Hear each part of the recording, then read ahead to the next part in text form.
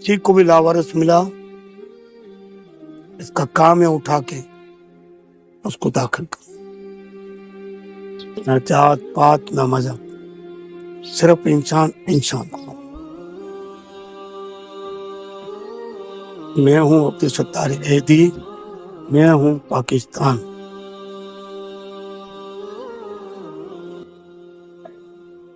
इस अर्ज़ ज़मीन पर हमेशा से कुछ ऐसे इंसान उतरे हैं जिन्होंने पूरी इंसानियत को ये समझाया कि अशरफुल मखलूकात किसे कहते हैं। इन्हीं कुछ लोगों में से एक इंसान हिंदुस्तान की सरजमीन पर उतरा जिसका नाम अब्दुल सत्तार ईदी था।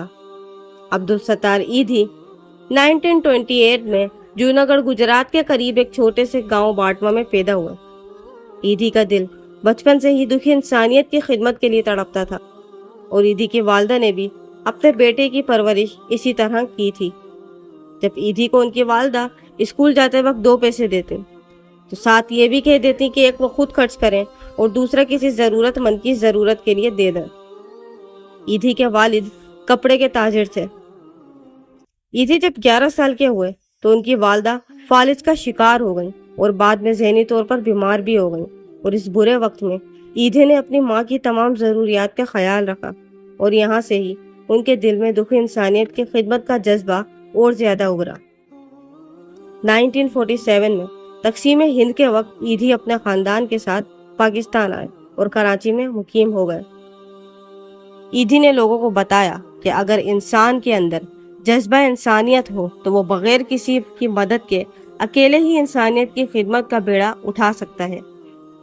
इस शख्स ने हुकूमती माली इमदाद से सख्ती से इनकार किया और अकेले ही एशिया का सबसे बड़ा और कामयाब सेहत और फलाही नेटवर्क बना डाला।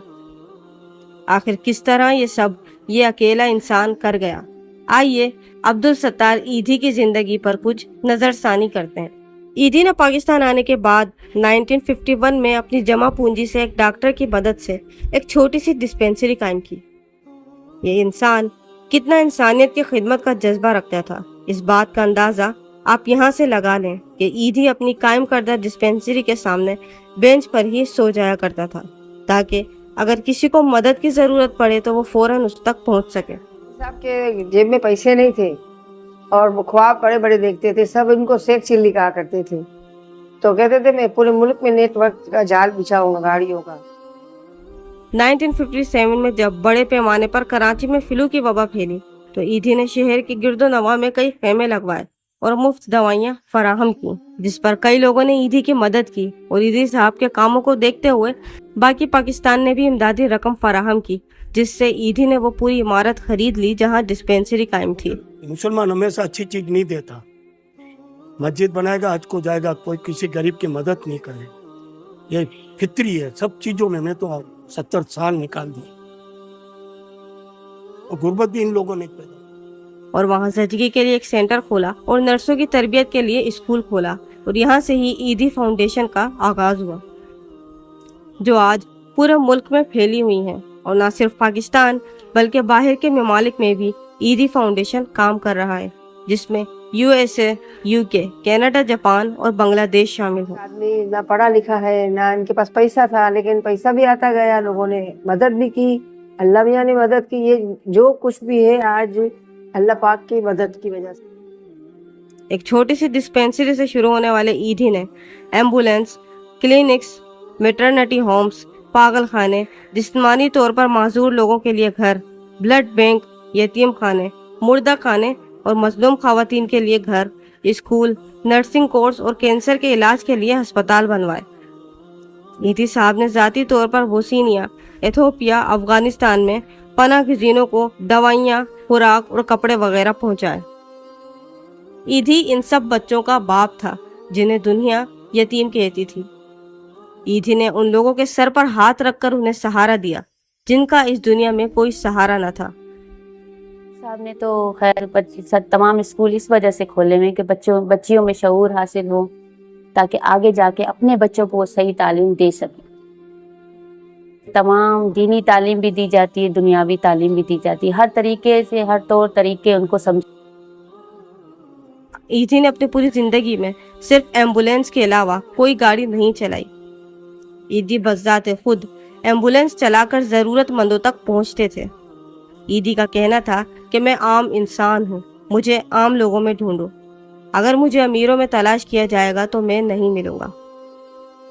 ईदी साहब के बेटे फैसल कहते हैं कि जब अफगानिस्तान में मरकज़ का इफ्तिताह किया जा रहा था तो मेहमानों और सहाफ़ियों के बैठने के लिए कुर्सियां खरीद ली गईं, और ये बात जब ईदी साहब को पता लगी तो वो सख्त नाराज़ हुए, क्योंकि उनका कहना था कि ये पैसे किसी ज़रूरतमंद की मदद के लिए इस्तेमाल हो सकते थे। और उस रात वो खुद क्लिनिक के फर्श पर एम्बुलेंस के ड्राइवर्स के साथ सोए।